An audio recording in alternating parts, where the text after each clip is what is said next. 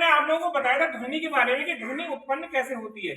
तो मैंने इस बारे में बताया था ध्वनि उत्पन्न होती है कंपन के द्वारा। तो देखिए कंपन किसे कहते हैं, आप देखिए ये हमारे पास जो एक यंत्र दिखाई पड़ रहा है, इस यंत्र को कहते हैं हम ट्यूनिंग फॉर्क या द्विभुज ध्वनि यंत्र, द्विभुजा दिखाई पड़ रही है। अब देखिए इसको हम इसको ऐसे करके मारेंगे तो देखिए ये कांपने लगा, आवृत्ति कर रहा है ये। आवाज आ रही है कुछ जी? देखिए बहुत देर तक आती रहेगी, जगह हम छेड़े ना तो आवाज आ रही है, और आप चाहें तो सुन भी सकते हैं इसकी आवाज। इसकी आवाज हम सुन सकते हैं। तो ये क्यों हो रही है आवाज? क्योंकि इसकी आवृत्ति हमारी 20 हर्ट्ज से अधिक है। जी।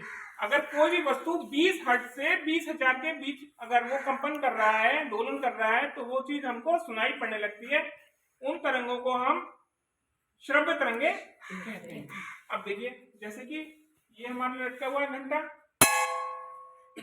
आवाज सुनाई पड़ रही है जी? क्यों? क्योंकि इसकी जो आवाज छू के भी देख सकते हैं इसको,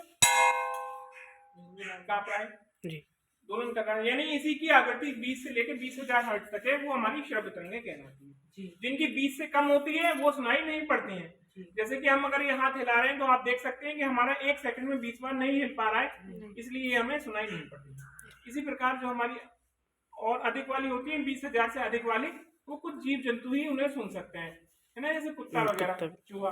तो ये अब हमें आपको ये आपने एक मॉडल देख रहे होंगे, ये बच्चे देखो ये स्ट्रॉ है।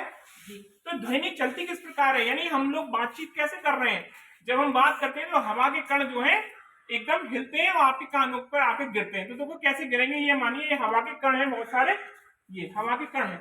अब देखिए कैसे चलेंगे, ये देखिए आप, आपको दिखाई पड़ेगा कि कण कैसे डिस्टर्ब होते चलते हैं। ठीक है, और देखिए पास से देखिए, आपको ऐसा लग रहा है कि ये तरंग चलती हुई जा रही है जी? हाँ शाबाश। तो ये हमारा एक प्रकार से ध्वनि को सिखाने का, ध्वनि के बारे में बताने का तरीका है। ध्वनि जो है हमारी इस प्रकार से आप लोगों के पास पहुंचती है जिगजैग रूप में, ऐसे करके जैसे कोई सूढ़ी चलती है और आपके कानों से टकराती है। कितने प्रकार की तरंगें होती हैं इसके बारे में हम और डिस्कस करेंगे।